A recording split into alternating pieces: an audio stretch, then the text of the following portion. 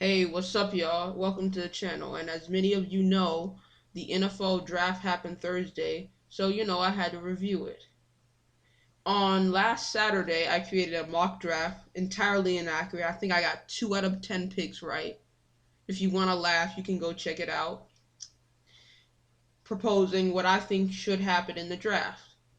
The draft happened, so now I'm going to be reviewing the top 15 picks. Trevor Lawrence, the expected pick. This was the one I got, one of the two I got right. He's one of the most talented quarterbacks of this generation and probably the most talented since Andrew Luck came out of college. Number two, Zach Wilson. I expected them to make this pick.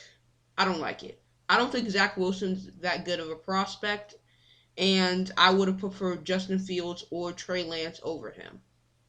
Now, at three, the San Francisco taking Trey Lance, I think that was a nice pick. I don't think they should have traded up for a quarterback in my opinion. But with that pick, I think Trey Lance is a good fit in that scheme, and I believe Kyle Shanahan will be able to develop him. Number four, Kyle Pitts, great pick. Now they did need a lot of help on defense, but if you can outscore everybody, it doesn't really matter. And he's one of the best athletes I've seen, and probably the best athlete I've seen at the tight end position.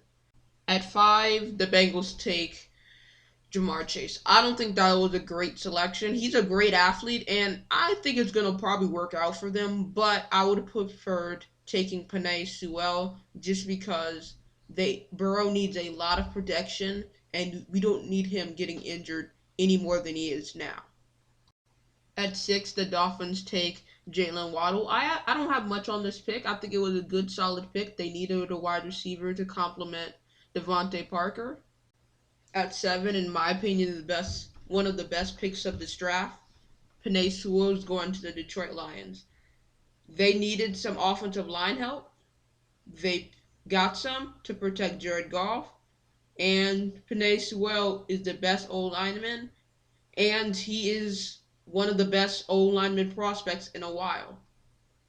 At eight, the Carolina Panthers took J.C. Horn. I'm not excited about the pick.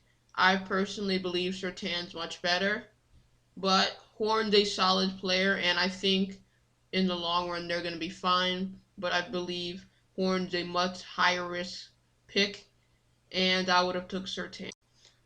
At nine, the Denver Broncos take Patrick Surtain. I don't love this pick, honestly. They already have defense, and they already have cornerbacks. They should have looked at the offense and picked somebody on the offense instead of picking a defensive player. At 10, the Eagles take Devontae Smith. Very good pick. He's a Heisman winner. He's a capable wide receiver. And yes, he's a little undersized, but it hasn't affected him to this point, so I don't think it's going to affect him in the NFL.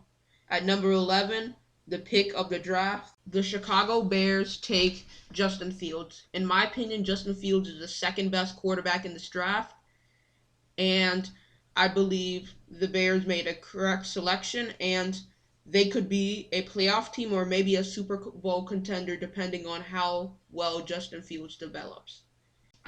At number 12, the Cowboys take Micah Parsons. I believe this was a great pick. They did need a cornerback, but the cornerbacks that were up there were off the board, and they would have had to reach on a cornerback.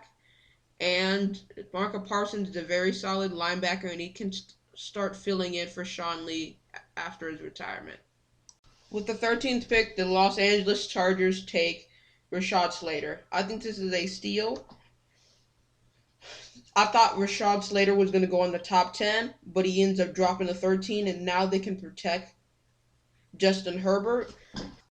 With the 14th pick, the New York Jets traded up and got Vera Tucker. He's an O lineman out of USC. Very good pick. I don't think they needed to trade up for an O lineman, but an O lineman is necessary because they need to protect Zach Wilson so he can have a good career. At 15, the Patriots take Mac Jones. I don't think Mac Jones is a good pro quarterback, but with that defense, I believe that he can carry them to the playoffs because all he needs to do is play average. Thank you for watching, and please subscribe to view more content on the NFL, NBA, and just sports in general. Have a nice day.